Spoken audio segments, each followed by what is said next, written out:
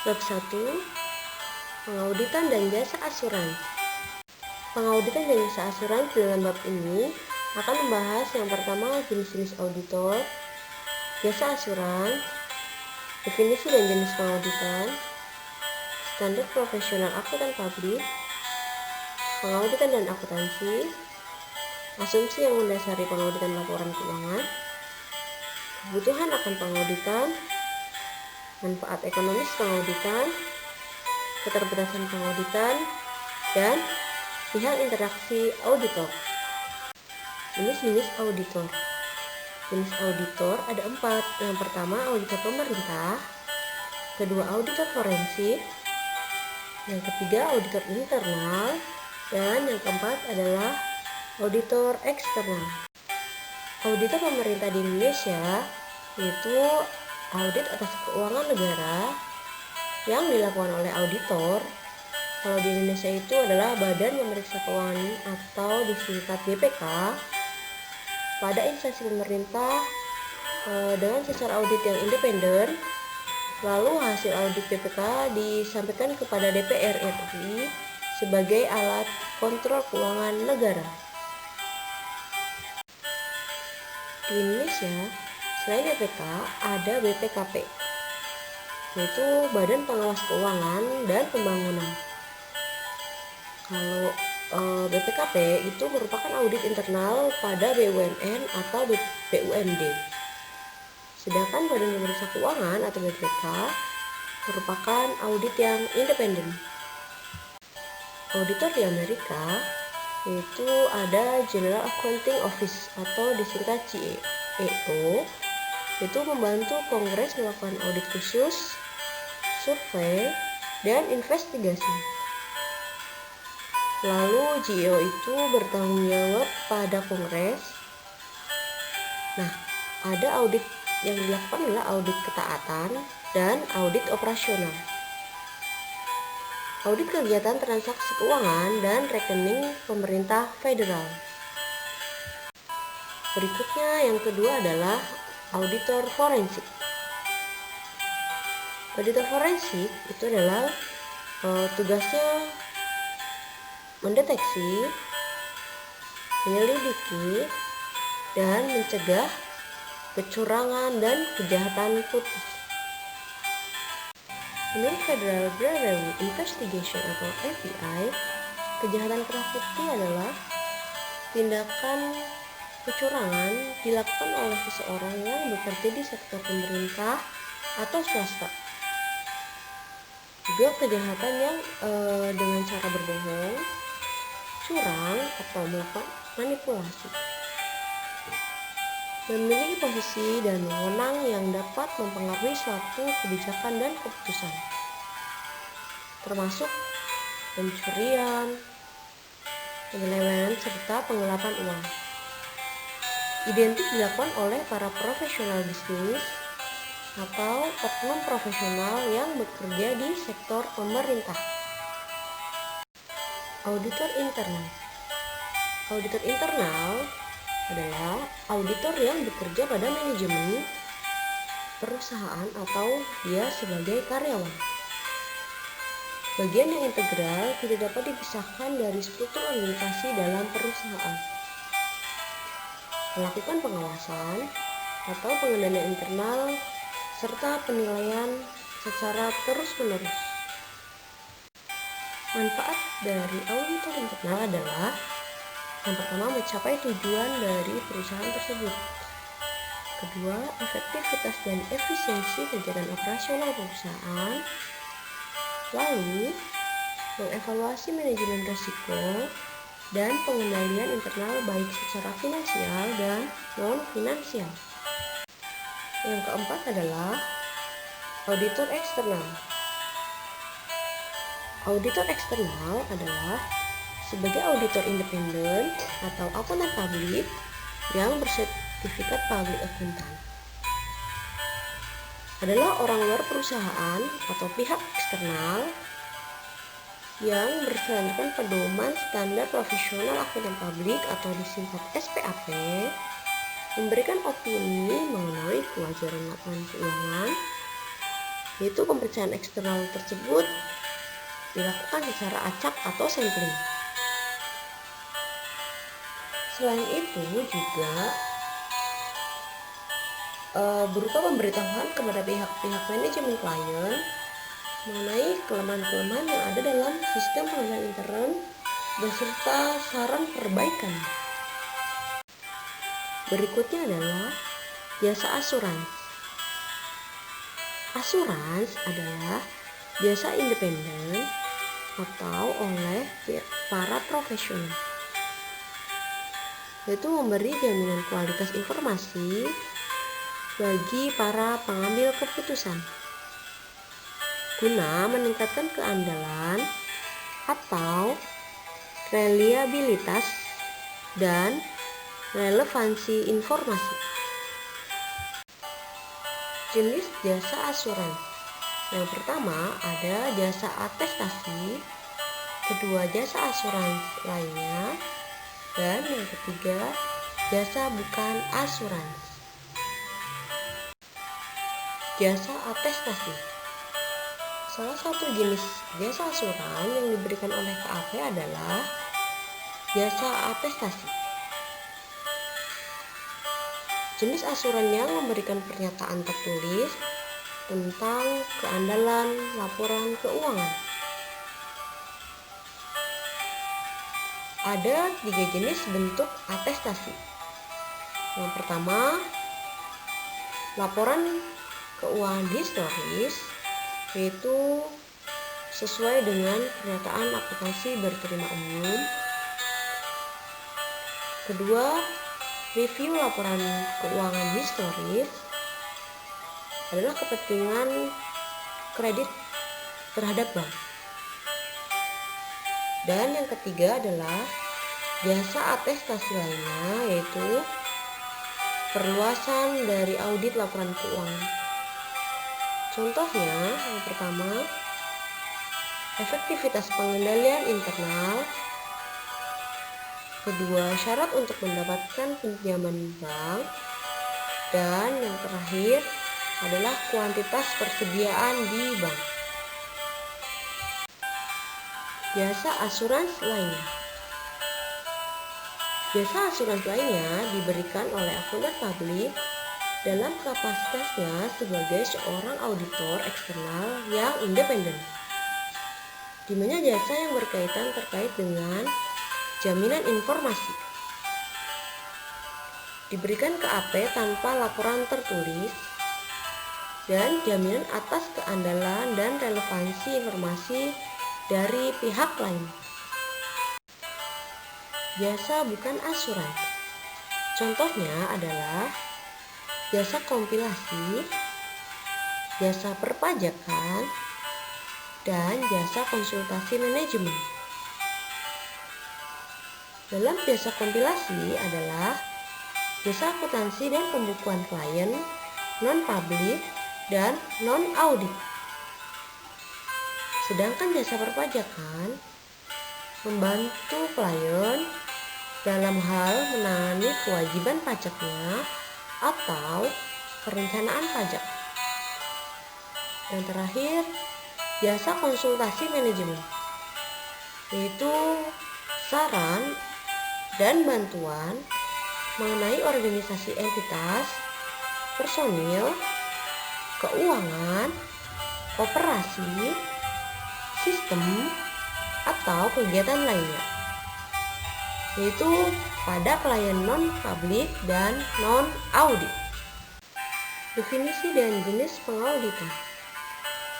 Pengauditan adalah suatu proses yang sistematis untuk memperoleh dan mengevaluasi secara objektif bukti yang berhubungan dengan asersi tentang tindakan-tindakan dan kejadian ekonomi dalam rangka menentukan tingkat kepatuhan antara asersi dengan kriteria yang telah ditetapkan, serta mengkomunikasikan ke pihak-pihak yang berkepentingan.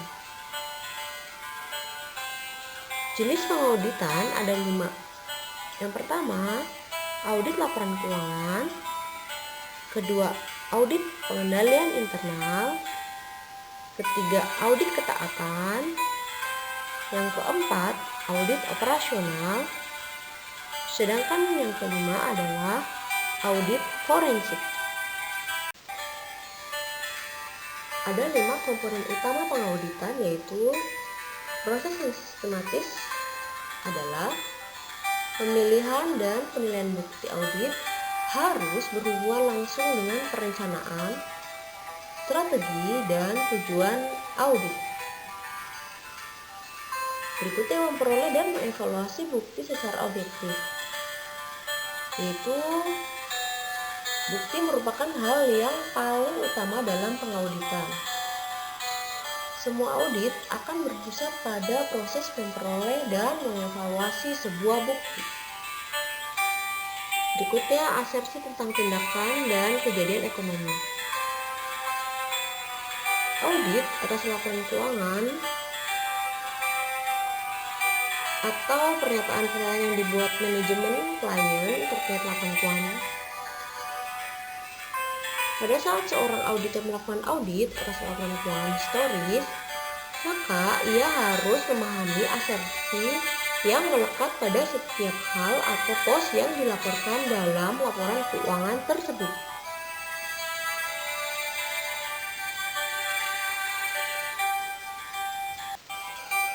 Tingkat kepatuhan antara asersi dengan kriteria yang telah ditetapkan.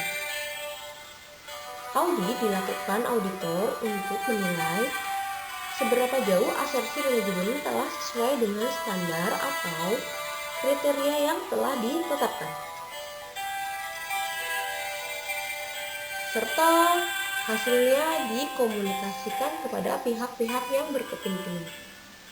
Maksudnya adalah produk akhir dari serangkaian aktivitas audit, yaitu laporan yang berisi informasi bagi para penggunanya mengenai tingkat kepatuhan antara asersi yang dibuat manajemen klien dengan kriteria tertentu sebagai dasar penilaian. Standar profesional akuntan publik. Yang pertama adalah standar audit, standar atestasi, standar jasa akuntansi dan review, dan yang terakhir, pedoman audit industri secara khusus. Pengauditan dan akuntansi. Sebagian besar audit, terutama dalam laporan keuangan, terdapat hubungan yang erat antara pengauditan dengan akuntansi. Hal ini terjadi karena subjek audit atas laporan keuangan adalah berupa data akuntansi yang terdapat dalam buku catatan serta laporan keuangan dari entitas yang diaudit. Dengan demikian, dalam audit laporan keuangan, sebagian besar bukti yang dikumpulkan dan dievaluasi auditor adalah merupakan data yang dihasilkan oleh sistem akuntansi klien. Asumsi yang mendasari pengauditan laporan keuangan. Audit diasumsikan data laporan keuangan dapat diverifikasi. Masalah bisa tidaknya data diverifikasi terutama terkait kesediaan sebuah bukti yang memiliki keabsahan sesuai audit yang telah dilakukan. Auditor membutuhkan dasar yang memadai untuk menyatakan suatu pendapat atas kewajaran laporan keuangan. Dalam melakukan pemeriksaan, auditor mengumpulkan bukti untuk menentukan validitas dan ketepatan perlakuan akuntansi atas transaksi-transaksi dan saldo. Validitas di sini berarti otentik, benar, atau berdasar. Sedangkan ketepatan berarti adanya sebuah kesesuaian dengan kerangka pelaporan keuangan yang berlaku. Kebutuhan akan pengauditan. Audit diperlukan terutama untuk memberikan keyakinan yang memadai mengenai kewajaran suatu laporan keuangan.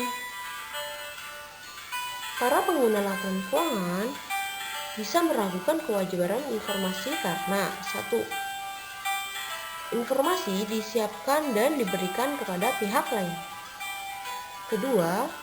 Penyajian dapat dipengaruhi oleh motivasi pembuatnya. 3. Volume data. 4. Tingkat kerumitan transaksi. 5. Pengguna laporan keuangan memverifikasi sendiri informasi yang diperolehnya dari pihak lain. 6. Pengguna laporan keuangan mengenalkan resiko informasi kepada manajemen penyusun laporan keuangan. Dan yang ketujuh, pengguna laporan keuangan mengandalkan laporan keuangan yang telah diaudit atau laporan audit. Sebenarnya apa saja sih manfaat ekonomis dalam pengauditan? Yang pertama, akses masuk ke pasar modal, jelas ya. Lalu biaya modal menjadi lebih rendah. Ketiga, mencegah terjadinya kekeliruan dan kecurangan atau fraud. Dan yang terakhir, meningkatkan pengendalian dan perbaikan operasional. Akses masuk ke pasar modal maksudnya adalah Undang-Undang Pasar Modal mewajibkan semua perusahaan publik untuk laporan keuangannya diaudit agar bisa didaftarkan di bursa efek yang menjual sahamnya di pasar modal. Lalu, maksud dari biaya modal menjadi rendah karena laporan keuangan yang sudah diaudit dapat menurunkan resiko informasi. Maka biasanya kreditor akan bersedia untuk menetapkan bunga pinjaman yang lebih rendah kepada debitur atas pinjaman uang yang diberikannya. Lalu yang ketiga, mencegah terjadinya kekeliruan dan kecurangan maksudnya adalah dengan dilakukannya audit oleh auditor independen, karyawan atau klien akan cenderung untuk lebih hati-hati dalam pelaksanaan fungsi akuntansi, sehingga dapat mencegah terjadinya kesalahan, salah saji laporan, dan sebagainya. Lalu yang keempat, meningkatkan pengendalian dan perbaikan operasional. Selama auditor independen melaksanakan auditnya, berbagai saran sering diberikan. Di antaranya terkait dengan peningkatan pengendalian dan perbaikan operasional klien berdasarkan hasil observasinya. Berikutnya, keterbatasan pengauditan.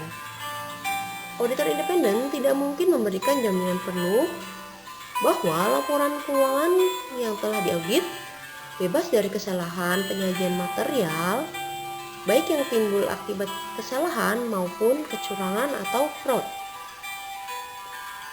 Laporan keuangan yang telah diaudit tidak dapat benar-benar akurat.